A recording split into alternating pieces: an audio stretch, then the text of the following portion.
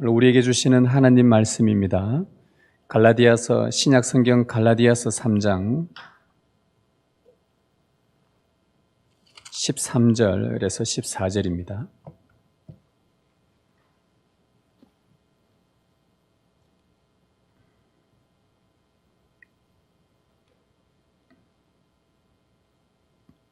갈라디아서 3장 13절, 14절 우리 두 절을 한 목소리로 같이 하나님의 말씀을 읽도록 하겠습니다.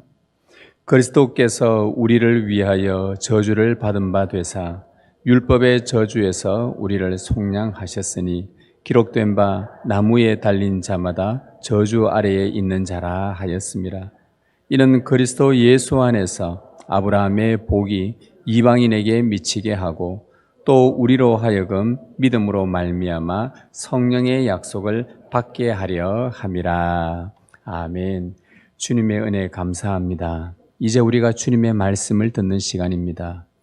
주 성령께서 이 시간 우리 가운데 충만하게 임재하시고 이 시간 우리가 말씀을 듣고자 하오니 성령으로 조명하여 주옵소서. 말씀을 깨닫는 은혜를 주시고 이 말씀이 우리의 마음 가운데 깊이 새겨지게 하옵소서. 이제 우리가 주님의 말씀을 듣겠습니다. 주님, 우리에게 말씀하여 주옵소서. 우리 주 예수 그리스도의 이름으로 기도드리옵나이다. 아멘. 우리가 다음 주일은 우리 교회가 성령 강림 감사주일로 지킵니다. 저희 교회는 맥추절을 지키지 않고 우리가 성경의 그 가르침과 그 절기가 예수 그리스도 안에서 성취가 되었고 그 원리에 따라서 우리는 성령 강림 감사주일을 지키게 됩니다. 다음 주일 있을 성령 강림 감사주일 우리 한 주 동안 하나님께서 우리에게 성령을 주신 것이 얼마나 큰 은혜이고 또 성령으로 말미암아 우리가 살아갈 수 있다라는 것이 얼마나 참 복인지 우리가 이 한 주간 또 주님의 은혜 안에서 오늘 주시는 말씀을 통해 또 한 주간 힘있게 살아갈 수 있기를 진심으로 축복합니다. 성령님을 주시겠다고 약속하신 하나님은 약속대로 믿는 자들에게 성령을 보내주셨습니다. 하나님께서 성령을 주시려고 하는데 왜 하나님은 우리에게 성령을 이토록 주시려고 하실까? 오늘 뒤에 가서 말씀을 우리가 계속 살펴보겠지만 하나님은 처음부터 우리에게 성령을 주시려고 부단히 약속하시고 그것을 지켜나가시고 인도하신 것을 보게 됩니다. 하나님은 왜 우리에게 성령을 주시려고 하는 것일까요? 그것은 하나님을 잘 알고 그분을 잘 섬기도록 하기 위해서입니다. 왜냐하면 성령님은 하나님의 모든 것을 통달하시는, 즉 하나님의 모든 것을 환희하시는 하나님의 영이십니다. 하나님은 그분이 사랑하는 자들에게 성령을 주셔서 하나님을 환히 알도록 그렇게 해주기를 원하십니다. 하나님을 잘 알면 하나님을 잘 섬길 수 있기 때문이죠. 여러분, 사람의 본분은 하나님을 섬기는 것, 즉 여호와를 경외하는 것입니다. 여호와를 경외함이 지식의 근본이라 하지 않았습니까? 즉 지식의 시작, 우리가 무언가를 알려고 할 때에 그 출발점은 하나님으로부터 시작해야 된다는 말씀입니다. 여호와를 경외할 때에야 비로소 사물의 이치도 깨닫게 되고 여호와를 경외하며 그분을 알려고 할 그때부터요 인간의 이치, 세상의 이치, 자연의 이치를 하나씩 이것이 참 의미가 이런 뜻이었구나 라고 깨닫게 되는 것입니다. 하나님을 모르고서는 이 모든 것들은 아무것도 제대로 알지 못합니다. 제대로 알지 못하면 우리가 아무것도 제대로 무언가를 해낼 수가 없습니다. 무언가를 제대로 알면 바르게, 선하게, 아름답게 뭐든지 할 수 있는 법입니다. 하나님께서 무엇을 원하시는지 우리가 알고 또 우리에게 요구하시는 것이 무엇인지 안다면 그리고 그 뜻대로 살아간다면 여러분 그것만큼 인생에게 큰 복이 또 어디 있겠습니까? 따라서 하나님을 아는 것은 전부를 아는 것입니다. 그분이 모든 것의 근원이시기 때문입니다. 우리 하나님을 알기 위해서는 그의 모든 것을 통달하시는, 그의 모든 것을 다 하시는 성령님이 우리 안에 계셔야 합니다. 신자들이 하나님을 잘 알도록 그리고 하나님을 경외하며 그의 뜻대로 잘 섬기며 살아갈 수 있도록 믿는 자에게 성령을 주시는 것은 하나님의 선한 뜻이요 그분의 기쁨입니다. 따라서 성령은 자기 백성에게 주고 싶어 하시는 가장 큰 하나님의 선물입니다. 하나님은 자기 백성에게 이 성령을 주시려고 저 믿음의 선조 아브라함과 약속을 하셨습니다. 사실 처음부터 하나님은 당신의 영을 주시려고 한 것은 영원 전부터 시작되었지만 인간에게 직접 말씀으로 계시해 준 것은 아브라함 때부터 시작이 됩니다. 사도 바울이라는 사람은 저 구약에, 그러니까 사도 바울이 활동했던 그 시기부터 약 200년 전에 아브라함의 사람인데 그 아브라함과 하나님과 창세기에서 언약을 맺던 그 내용들을 바울이 해석을 하면서 오늘 우리에게 하나님께서 성령을 약속해 주셨다는 것을 그때의 본문을 가지고 우리에게 설명을 해줍니다. 오늘 본문 말씀인데요. 오늘 본문 말씀을 다시 한번 눈으로 따라 제가 읽겠습니다. 한번 보십시다. 그리스도께서 우리를 위하여 저주를 받은 바 되사 율법의 저주에서 우리를 속량하셨으니 기록된 바 나무에 달린 자마다 저주 아래에 있는 자라 하였습니다. 이는 그리스도 예수 안에서 아브라함의 복이 이방인에게 미치게 하고 또 우리로 하여금 믿음으로 말미암아 성령의 약속을 받게 하려 함이라. 자, 여기 보면 바울은 예수님께서 자기 백성의 죄를 속량하시려고 나무 십자가에서 죽으셨다고 진술합니다. 그러면서 그 예수의 죽음은 바로 아브라함의 복이 온 세상 이방인에게까지 미치도록 하기 위함이라고 덧붙였습니다. 그러면 이 이방인에게 미칠 아브라함의 복이라는 건 뭔가? 분명히 바울은 말합니다. 자기 백성의 죄를 속량하시려고 예수님이 십자가 죽으셨는데 그 예수님의 죽음은 바로 아브라함의 복이 온 세상 이방인들에게 증거하기 위함이다. 그럼 그 아브라함의 복이 뭐냐는 겁니다. 그것은 바로 믿음으로 하나님의 자녀가 되는 복입니다. 믿음으로 하나님의 자녀가 되는 복입니다. 여러분, 창세기에서 하나님은 아브라함에게 후손과 땅을 주시겠다고 약속을 하셨습니다. 그런데 우리가 그 상황을 본문을 이미 알고 있듯이 아브라함이 나이가 100세고 사라가 90세입니다. 이미 아이를 낳을 수 있을 만한 여건이 되지 않았고 그리고 결혼하고 나서부터 계속 불임이었습니다. 여러 가지 상황적으로 볼 때는 하나님의 약속 후손을 주겠다. 하늘의 별과 같이 바다의 모래같이 그리고 이 넓은 땅을 주겠다. 혀를 단신 두 사람만 부부가 달랑 고향에서 나왔는데 이 땅을 너에게 주겠다. 절대적으로 불가능해 보이는 상황이었습니다. 그런데 아브라함이 그때 하나님을 믿으니라고 성경은 기록합니다. 아브라함은 그것을 믿음으로 하나님의 약속을 받아버립니다. 그 믿음을 보시고 하나님은 아브라함을 의롭다라고 여겨주셨고 그러면서 한 말씀은 더 아주 중요한 구절을 붙여주셨는데 내가 너와 내 후손의 하나님이 되어주겠다. 이 약속을 하나 더 해주셨습니다. 얼마나 큰 약속 해주셨는지. 하나님께서 너의 하나님이 되어주겠고 너의 아예 태어나지도 않은 너의 후손들, 너의 자녀들의 하나님도 되어주겠다. 이것만큼 얼마나 든든한 복이 어디 있겠습니까?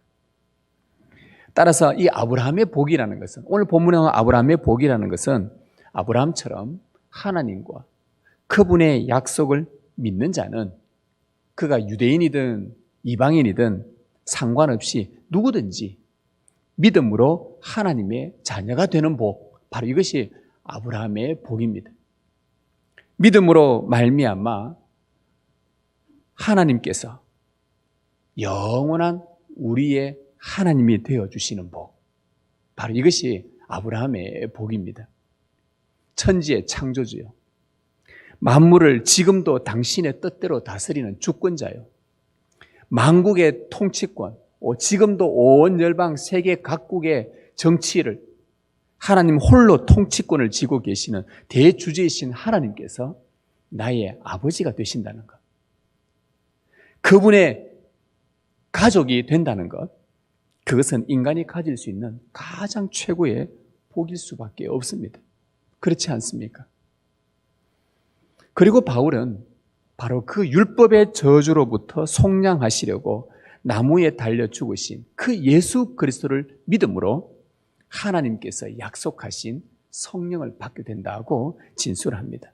자, 이렇다면 믿음으로 하나님의 자녀가 되고 믿음으로 약속하신 성령을 받는다라는 이 바울의 진술을 통해서 한 가지 알 수 있는 것은 하나님은 처음부터 자기 백성에게 믿음을 주시고 또한 믿음으로 말미암아 성령을 주고 싶어 하시는 것이 그분의 뜻이었다는 겁니다. 처음부터. 여러분, 아브라함의 이야기가 오늘 우리가 사는 이 시점에서부터 따져본다면 몇 년 전입니까? 벌써 4,000년의 세월이 훨씬 뛰어넘습니다. 그 오랜 세월 그 전부터 하나님은 자기 백성에게, 특히 믿는 택한 자들 중에 믿는 자들 가운데 내가 성령을 주겠다. 이 성령을 주겠다는 아브라함과의 언약이 지금까지 이어지고 있는 것을 우리는 보게 됩니다. 성령을 받아야만 하나님의 모든 것을 알 수 있고, 물론 우리가 하나님은 다 보여주시기도 하고 오묘하신 뜻을 다 나타내 보이지 않을 때도 있습니다. 그래서 다 알 수는 없지만, 그러나 이 성령님은 하나님을 통달하시는 분이시기 때문에 우리가 성령을 받으면 하나님의 뜻도 알게 되고 그분의 마음도 알게 되고 그분이 왜 이렇게 하셨는지도 알게 되고 그분이 왜 내 인생 가운데 이렇게 개입하셨는지, 왜 나의 어려운 상황과 환경 가운데에서 하나님이 왜 이렇게 몰아가셨는지, 그런 하나님의 신비한 뜻을 알게 되는 것입니다. 그러면 감사가 나오고 회개가 나오고 그 은혜 때문에 주님 앞에 또 가까이 나오게 되는 이 모든 일들을 성령을 받아야만 알 수가 있는 것입니다. 그래서 하나님을 경외하며 잘 섬길 수 있도록 성령을 주시는 것, 이것은 성경의 가르침입니다. 자기 백성을 향한 하나님의 그 사랑, 그 사랑이 아들을 십자가에 내어 죽도록 죽기까지 해주셨고, 그리고 그 큰 사랑을 몇몇 사람만이 아니라 모든 이방인들도 다 알 수 있도록, 이방인에게까지 아브라함의 이 복이 미칠 수 있도록 성령을 주시는 것은 하나님의 기쁘신 뜻이었습니다. 근데 하나님은 아브라함과의 이 언약을 딱 하신 이후에, 그리고 2000년의 세월이 지나 예수님이 이 땅에 십자가 죽으시고 오시는데 그 2000년 세월 동안 사람들이 하나님의 약속을 많이 잊어버립니다. 그래서 잊을만 하면 선지자를 통해서 또다시 성령을 주시겠다는 약속을 거듭거듭 말씀해 주셨습니다. 그 중에 우리가 이사야 선지자를 통해 말씀하신 것을 하나 한번 보겠습니다. 우리 같이 한번 읽어보십시다. 나는 목마른 자에게 물을 주며 마른 땅에 시내가 흐르게 하며 나의 영을 내 자손에게 나의 복을 네 후손에게 부어주리니. 자, 하나님께서 아브라함의 언약을 주신 이후에 예수님이 오시기 그 사이 2000년 가운데에 이사야라는 선지자를 통해서 그 백성들에게 하신 말씀입니다. 나는 목마른 자에게 물을 줄 것이다. 여러분, 목마른 자에게는 물이 필요합니다. 그리고 마른 땅에는 시내가 흘러야 합니다. 이렇듯 영혼이 목마르고 말라버린 자들에게 하나님은 나의 영을 내 자손에게 부어주겠다 라고 또 다시 한 번 더 아브라함의 그 복을 한 번 더 언급하시면서 다시 한번 나의 영을 내 백성에게 주겠다라고 말씀하셨습니다.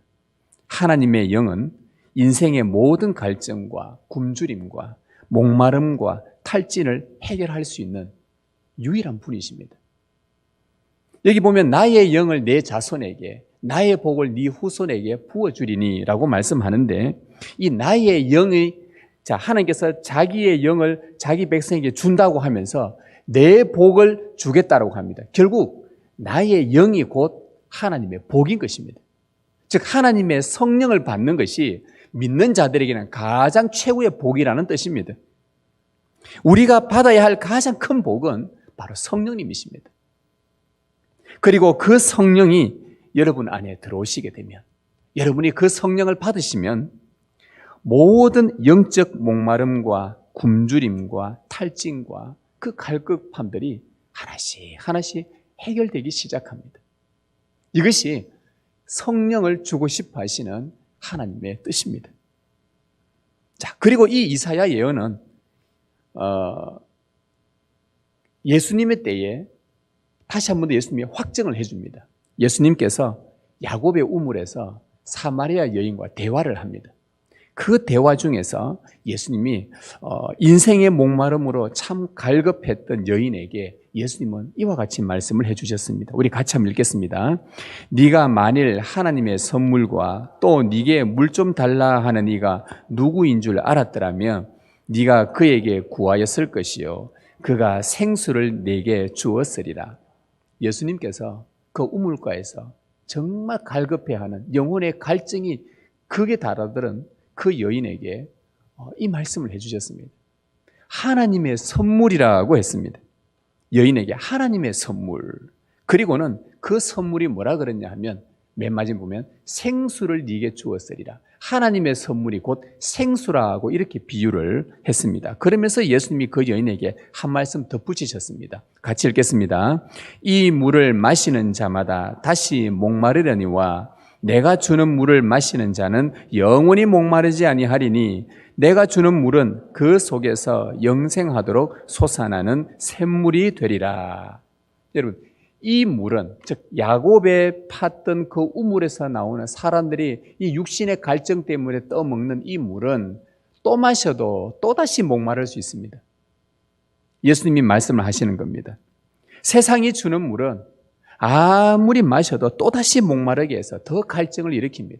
세상에 이것저것 다 찾아다니면서 여기에서 혹시 나의 갈증을 해결해 줄 수 있을까? 나의 염려들을 풀어줄 수 있을까?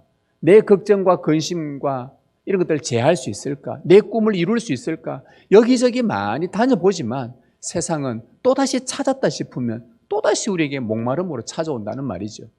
그런데 예수님께서 주시는 물은 영원히 목마르지 않는 샘물이라, 즉 영생하도록 솟아나는 샘물이라고 그렇게 예수님이 알려주셨습니다.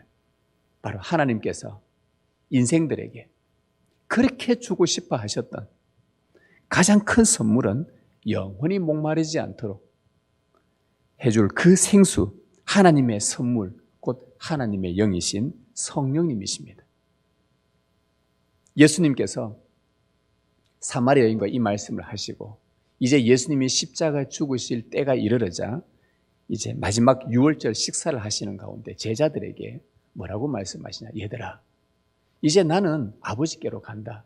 그러면 아버지께서 다른 보혜사를 너에게 보내주어서 너희와 영원토록 함께 있도록 하겠다. 그 말씀을 해주셨습니다.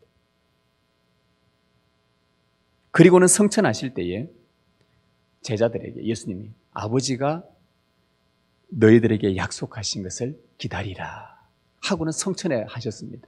바로 아버지께서 기다리라고 하신 그것은 바로 성령님이셨습니다.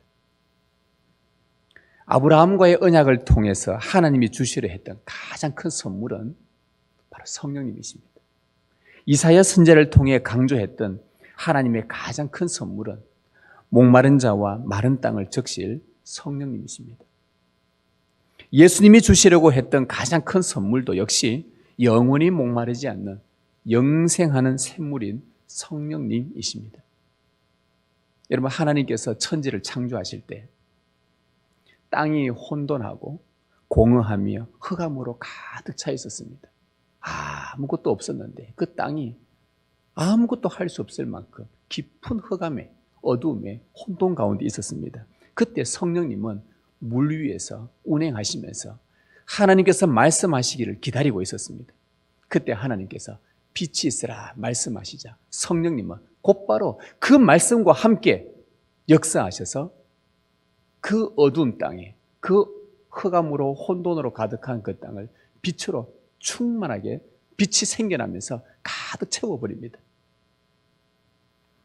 바로 성령님은 깊은 어두움과 혼돈과 공허한 우리 인생에 빛을 주시는 하나님의 가장 큰 선물이십니다. 에덴 동산에 흘렀던 4개의 강이 에덴의 전 지역을 다 적셨습니다. 그 땅을 풍요롭게 했습니다. 에덴에 흐르는 강 이름이 비손, 기혼, 히데겔, 유브라데인데 그 강의 각각의 이름들이 넘쳐난다, 급속하게 흐른다, 풍성하다, 이런 의미를 다 갖고 있습니다. 성령님은 바로 생수처럼, 흐르는 물처럼 우리 인생의 모든 목마름과 갈증과 굶주림을 해결하고 우리의 인생에 아름다운 열매를 풍요롭게 채울 하나님의 가장 큰 선물이 바로 그분이 성령님이십니다. 하나님은 천지 창조 때부터 사랑하는 자기 백성을 위해 성령을 약속하셨습니다. 하나님의 가장 큰 선물인 성령을 이 자리에 계신 여러분들이 모두 받아 누리기를 소망합니다. 자, 그러면 하나님의 가장 큰 선물인 성령님을 어떻게 받는가입니다. 여러분, 성령을 어떻게 받습니까? 하나님, 성령 좀 저에게 주십시오 하면 성령이 받아집니까? 이 땅에서 열심히 좀 선함과 봉사와 여러 가지 많은 좋은 일들을 하면 성령이 뚝 임합니까? 여러분, 성령을 어떻게 받을 수 있습니까? 오늘 말씀 14절 중반절에 한번 보십시다. 우리로 하여금 믿음으로 말미암아 성령의 약속을 받게 하려 함이라. 이 구절을 풀이하면 이렇습니다. 믿음으로만 하나님이 약속하신 성령을 받을 수 있다는 말입니다. 여러분, 이 사실을 믿으십니까? 성령은 그냥 내가 받고 싶다고 받을 수 있고, 뭐 어디 내가 조금 노력하면 받을 수 있고, 그런 것이 아닙니다. 하나님의 선물인데 오직 하나님께서 믿음이라는 조건을 거셨습니다. 믿음으로만 하나님의 성령을 받을 수가 있습니다. 그러면 무슨 믿음이냐가 중요합니다.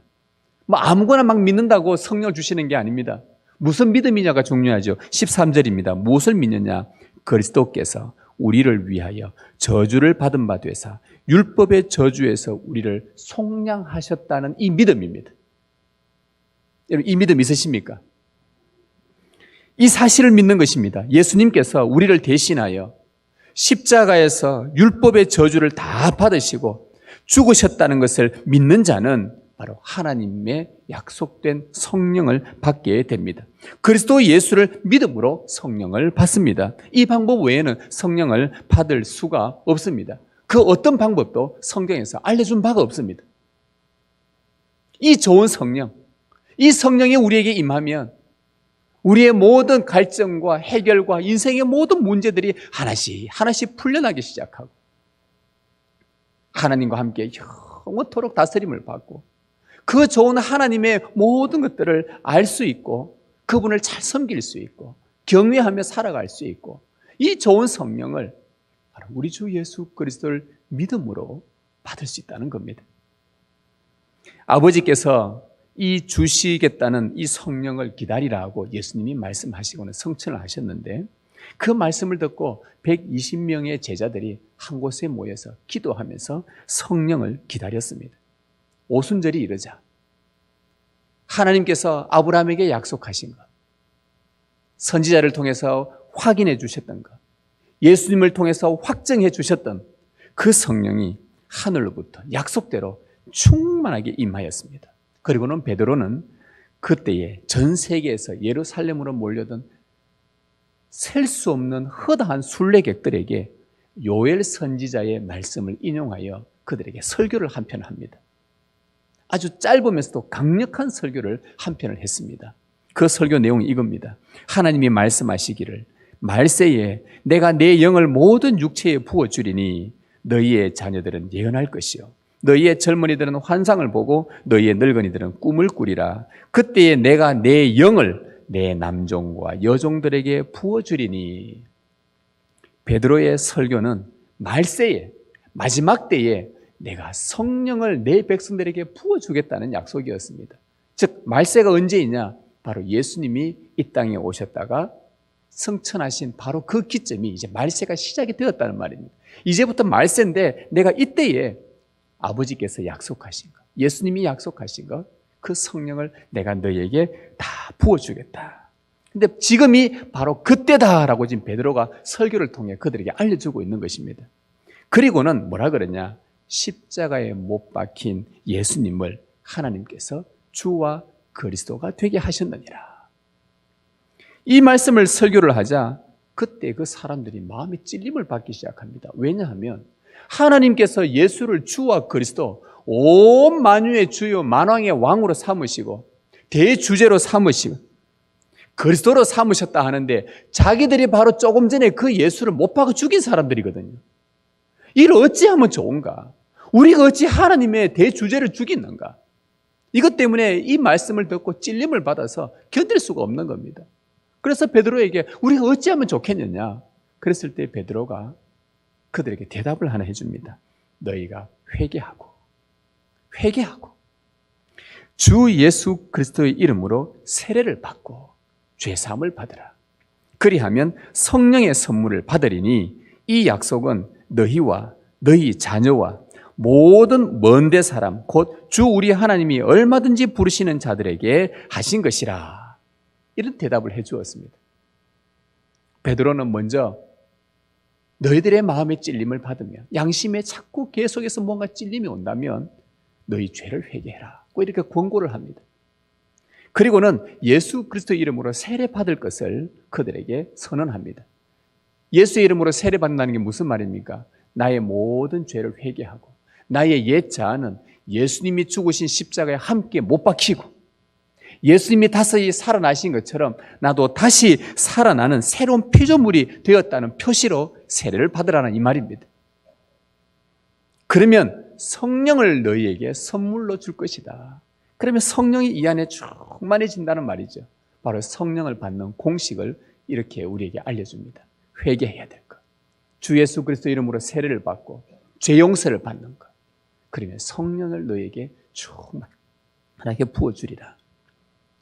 율법을 온전히 지키지 못한 이유로 우리가 하나님이 정해주신 이 말씀을 하나도 놓치지 않고 1.1획 하나도 빠뜨리지 않고 완벽하게 완전하게 하나님이 만족해야 할 만큼 우리가 지키지 못한 그 이유로 우리는 하나님의 저주를 받아 마땅한 자들입니다. 하지만 율법의 저주를 받아야 될 우리 대신에 예수님께서 그 율법의 저주를 대신 받으시고 십자가에 죽으신 그분을 믿는 자는 누구든지 성령을 선물로 받게 되는 것입니다.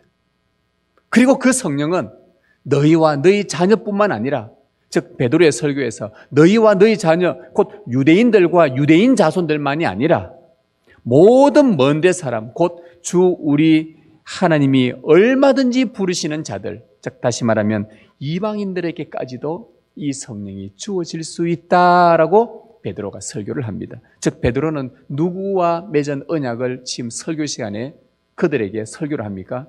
아브라함에게 약속하셨던 그 하나님의 언약, 이방인에게까지 아브라함의 복이 미치리라, 그것을 기억하고 그 약속을 베드로가 알고 지금 그들에게 설교하면서 모든 먼데 사람, 우리 주 하나님께서 얼마든지 부르시는 자들, 택한 백성들, 자기 자녀들 얼마든지 부르시는 자들, 그들이 누구든지 상관없이 어느 나라에 살든지 어느 민족에 살든지 어느 부족이든지 이름도 모르는 그 누구든지 간에 하나님이 얼마든지 부르는 자는 온 세상의 구석구석에 하나님이 다 살펴보고 계시는 전능자시니까 온 땅을 두루두루 다 살피시니 이 세상의 만물과 땅 속에 있는 모든 것들, 바다에 있는 모든 생물까지 다스리시는 주님께서 당신의 자녀들을 낱낱이 하나하나 다 보시고 얼마든지 부르는 자들에게 성령을 주시겠다고 그 아브라함의 이야기를, 언약을 가져오면서 베드로가 그들에게 설교를 한 것입니다. 여러분, 하나님께서 약속하신 것, 사실은 창세 전부터 주시려고 했던 이 당신의 뜻, 이것을 아브라함의 언약을 통해 알게 하셨고, 그리고 오랜 세월 동안 선자를 통해서 잊지 않도록 다시 한번 말씀해 주시고, 예수님 확정하시고 성령님이 오신 이 긴 하나님의 약속을 이루신 이것을 볼 때에 참으로 하나님은 신실하신 우리의 아버지십니다. 말씀하시고 우리는 잊어버려도 그분은 결코 잊지 않고 반드시 당신의 약속하신 것을 주신 바로 이 하나님이 우리의 아버지가 되십니다. 여러분, 베드로만이 아닙니다. 신약 성경의 거의 절반가량을 교회에 편지를 쓰면서 사도 바울은 믿음으로 의롭게 되는 것과 성령을 선물로 받는 것, 그리고 하나님의 가족이 되는 것을 매번 강조를 했었습니다. 하나님이 그 아들의 영을 우리 마음 가운데 보내사 아바 아버지라 부르게 하셨느니라. 하나님께서 당신의 성령을 우리 안에 부어주셔서 우리 안에서 성령으로 말미암아 우리의 입으로 하나님을 나의 아버지십니다, 하나님은 나의 주가 되십니다, 나의 아버지십니다 라고 이 고백을 할 수 있도록 성령이 행하셨다는 말입니다. 무릇 하나님의 영으로 인도함을 받는 사람은 곧 하나님의 아들이라. 너희는 다시 무서워하는 종의 영을 받지 아니하고 양자의 영을 받았으므로 우리가 아바 아버지라 부르짖느니라. 여러분, 성령을 보내시겠다는 그 하나님의 약속을 여러분 믿으십니까? 여러분이 마땅히 받아야 할 율법의 저주를 예수님께서 대신 나무 십자가에서 죽으셨다는 것을 여러분 믿으십니까? 안 믿습니까? 하나님께서 예수를 주와 그리스도로 살리셨다는 것을 믿으십니까? 예수님의 죽으심에 여러분이 죽었고 예수님의 살아나심에 여러분이 살아나는 그 세례를 받음으로 내가 하나님의 자녀가 되었다는 걸 믿으십니까? 그러면요, 성령님은 여러분 안에 지금 계십니다. 그 성령으로 말미암아 하나님을 아버지라 부르게 된 것입니다. 하나님을 아버지라 아무나 부를 수가 없습니다. 하나님을 아버지라 부르는 것은 참으로 어려운 일입니다. 내 육신의 아버지가 있기 때문에 많은 사람들에게 하나님을 아버지라 부르면 왜 하나님이 내 아버지인데, 내 아버지 계시는데, 여러분, 하나님을 아버지라 부르는 게 그렇게 쉬운 일이 아닙니다. 당신의 사랑하는 자들에게는 성령을 주셔서 성령으로 말미암아 아, 그래, 하나님이 나의 아버지시구나, 나를 당신의 가족으로 삼으셨구나, 나를 주 예수 그리스도를 믿게 하시고 나의 모든 죄를 대신하여 율법의 저주로부터 십자가에 죽으시고 나에게 이 큰 은혜와 복을 주시려고 하나님을 바르게 알고 그분을 잘 섬기며 경외하며 살아갈 수 있도록 이 성령을 주셔서 하나님을 아버지라 부르셨구나, 부르게 하셨구나. 이것이 은혜 중에 은혜요, 가장 큰 선물을 받는 것입니다. 지금도 온 세상 이방인들에게 역사하여 미치고 있는 변함없는 진리입니다. 여러분이 죄에 대하여 생명에 이르는 회개를 하였고 예수님과 함께 죽었고 다시 살아났다는 고백으로 세례받고 죄 용서를 받았다면 여러분은 성령을 받았음을 확신하시길 바랍니다. 성경이 그렇게 확정해 주니 성령이 내주하신다는 것, 이 안에 거하신다는 이 진리를 확신하십시오. 성령님은 여러분 안에 거하십니다. 그런데 오늘날 신자들 가운데 성령님에 관해 오해하는 부분이 있습니다. 성령을 내가 받았다고 믿습니다. 어떤 분들이, 제가 전에 한번 양육 과정 속에서 한번 물었는데 반반인 것 같아요. 그런가 그렇지 않은가, 뭘 하고 물었냐 하면, 자, 여러분 안에 성령이 계십니까? 아멘, 받았어요. 여러분이 죄를 지으면 성령님은 떠나십니까? 죄를 지어도 여러분 안에 계속 있습니까? 이렇게 질문을 했는데 여기서 성령님은 안 떠나는데, 아닌데 떠나는데 내가 죄를 지었잖아. 이제 이가 좀 헷갈리는 겁니다. 신자들 중에 생각보다 헷갈리는 분들이 많습니다. 여러분, 하나님은 죄를 싫어하십니다. 죄와 하나님은 같이 있지 않습니다. 우리가 죄를 범하면 이 안에 계신 성령님은 어떻게 되겠습니까? 떠나십니까? 죄를 지었는데도 안 떠나십니까? 죄를 멀리하고 함께 할 수 없는 성령님이신데, 여러분에게 묻겠습니다. 한 번 들어온 성령님은 떠나십니까? 아니면 떠나지 않습니까? 여러분이 죄를 지어도요, 이것이 우리가 지난주와 지지난주에 요한 1서를 들으면서 사망에 이르지 않는 죄, 사망에 이르지 않는 죄, 하나님으로부터 난 자는, 여러분, 좀 전에 말했던 생명에 이르는 회개와 주 예수 그리스도의 이름으로 세례를 받고 우리가 진실로 고백하며 죄 용서를 받다면 성령이 우리 안에 들어오시는데, 성령이 들어오시면 그때부터 여러분을 절대로 떠나지 않습니다. 여러분이 무슨 죄를 짓더라도 떠나지 않습니다. 이 믿음이 참되다면, 이 참된 믿음을 갖고 있다면 예수님을 거부할 일이 없습니다. 거부하지 않습니다. 그분의 십자가가 내 십자가가 아니라고 안 믿는 그런 일이 없습니다. 우리는 간혹 성경에서 이 답을 찾는 것보다 어떤 성령 체험을 했다는 분의 말을 듣고 쉽게 받아들이고 믿는 경향들이 있습니다. 어떤 성령을 체험하신 분이 성령이 내 안에 계신다. 그런데 당신이 죄를 지으면, 당신이 죄를 범하면 그 성령은 죄를 싫어하시기 때문에 당신을 떠난다. 떠나면 마귀가 들어와서 또 너희들을 막 혼잡하게 하고 어지럽게 하고 괴롭고, 자, 네 인생이지 뭐 어떠냐, 네 삶이 지금 편안하냐 괴로우냐, 많이 괴롭습니다. 봐라, 지금 마귀가 지금 네 안에서 역사하고 있지 않느냐. 그러면 성령이 안 계시나? 나는 그럼 예수를 믿는 게 내가 구원을 못 받았나? 나 천국 못 가나? 이것으로 늘 고민을 하는 겁니다. 누구 말을 듣습니까? 여러분, 성령 체험을, 어떤 성령 체험을 했든, 어떤 성령의 은사를 받았든, 누가 무슨 말을 하든 성경이 성령에 대하여 무엇을 말하는지 우리는 잘 찾아서 읽고 들어야 할 필요가 있습니다. 사람의 말을 듣는 것이 아니라 성경의 말을 듣는 것입니다. 과연 성경의 가르침과 그것이 일치하는가 자세히 살펴봐야 한다는 말이죠. 여러분, 앞에서 언급했듯이 생명에 이르는 회개와 삼위 하나님께서 여러분을 위해서 행하신 십자가와 부활의 그 구속 사역을 준비하시고 이행해 나가시고 완성해 하신 그 구속 사역을 주 예수 그리스도의 이름으로 여러분이 믿음으로 받아들이고 죄 용서를 받고 세례를 받았다고 한다면 여러분 안에 성령님은 내주하시고 절대로 떠나지 않습니다. 이것이 성경의 가르침입니다. 절대 떠나지 않습니다. 너희 안에 착한 일을 시작하신 이가 그리스도 예수의 날까지 이루실 줄을 우리는 확신하노라. 너희 안에, 우리 안에 착한 일을 시작하시니, 착한 일이 뭡니까? 하나님이 우리를 구원하시고 우리를 저 구원으로 완성 이루실 때까지, 예수님의 날까지, 즉 예수님이 재림하실 그날까지 너희들의 구원을, 착한 일을 시작하신 하나님이 끝까지 이루실 줄을, 즉 성령께서 떠나지 않고 일들을 계속 이루어 가실 것을 우리는 확신하노라. 그래서 이 말씀이에요. 예수를 죽은 자 가운데서 살리신 이의 영이, 성령이 너희 안에 거하시면 누가 너희를 정죄하리요? 누가 우리를 그리스도의 사랑에서 끊으리요? 환난이나 공고나 박해나 기근이나 적신이나 위험이나 칼이랴. 내가 확신하노니 사망이나 생명이나 천사들이나 권세자들이나 현재일이나 장래일이나 능력이나 높음이나 깊음이나 다른 어떤 피조물이라도 우리를 우리 주 그리스도 예수 안에 있는 하나님의 사랑에서 끊을 수 없으리라. 내주하시는 성령님, 이 안에 거하시는 성령님은 여러분을 떠나지 않고 여러분의 구원을 이룰 때까지 하나님의 견고한 사랑으로 계속 붙들고 가시는 분이십니다. 이분이 성령님이십니다.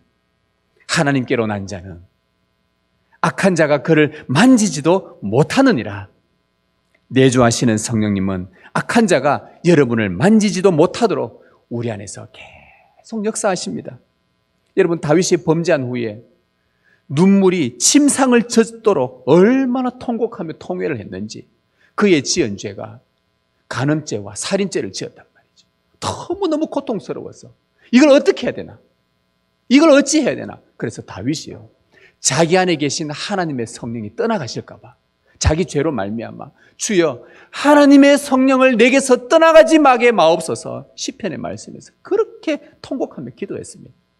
하나님의 성령이 내게서 떠나지 말게 해달라고 그렇게 간구했던 것처럼 때로는 우리가 연약하여서 범죄하더라도 우리 안에 계시는 성령님은 우리를 떠나지 않습니다. 우리를 회개로 인도하십니다. 우리의 지은 죄에 대해서 안타까워하시면서 아파하시면서 통탄하시면서도, 그러면서도 동시에 우리를 향한 사랑이 너무나 크시기 때문에 그것을 회개로 인도하시고 우리 주 예수 그리스도의 십자가와 부활을 다시 바라보게 하시고 다시 의지하게 하시고 다시 신뢰하게 만들어 주십니다. 또다시 하나님의 그 사랑으로 우리를 꼭꼭 붙들어 매면서 당신의 자녀임을 다시 한번 확신시켜 주시는 분이 바로 우리 성령님이십니다. 아울러 그런 확신을 주시면서 성령은 이제는 우리로부터 회개하고 나게 하심부터 자, 너희가 죄를 멀리 했으면 좋겠다 하면서 죄에서 더욱 멀어지게 역사하시고, 그리고는 우리가 주님의 거룩함을 닮아가도록 성령은 부단히 일하고 계십니다. 여러분, 하나님으로부터 난 자는 바로 이와 같은 생각들을 하면서 살아가는 자들입니다. 여러분의 삶 가운데 이런 생각들을 하며 살아가지 않습니까?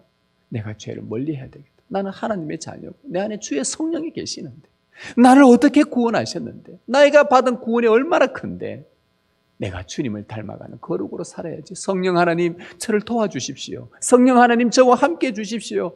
성령 하나님 저를 일으켜 주십시오. 여러분 우리가 다 이런 생각하며 살아가고 있지 않습니까? 잊어버리다가도 또 한 번 우리가 어떤 가운데에 구덩이 가운데에 빠지게 되면 또다시 하나님의 은혜를 구하고 아버지 하면서 우리 안에 성령이 우리를 아버지라 부르게 하면서 그렇게 인도해 나가지 않습니까? 이런 생각이 떠나지 않는다면 여러분 안에 성령이 계신다는 것을 확신하시길 바랍니다. 성령님은 여러분이 영화에 이를 때까지 성화로 부단히 이끌어 가십니다. 사랑하는 성도 여러분, 성령을 약속하신 하나님은 말씀하신 대로 성령을 우리에게 보내주셨습니다. 성령의 내주하심으로 우리는 하나님을 더욱 잘 알게 되었습니다. 처음 때보다 이제는 성령이 더 말씀을 깨닫게 해주셔서 이제 하나님을 예전보다는 조금씩 더 알아가게 되었습니다. 성령님은 기록된 성경 말씀을 통해 당신의 뜻을 깨닫게 해주시고 하나님을 경외하며 살도록 우리를 점점 그 길로 인도해 주십니다. 성령의 역사로 새로운 피조물이 된 우리를 그 옛날 죄된 방식을 버리게 하시고 이제 성령을 따라 거룩을 추구하며 살게 하십니다.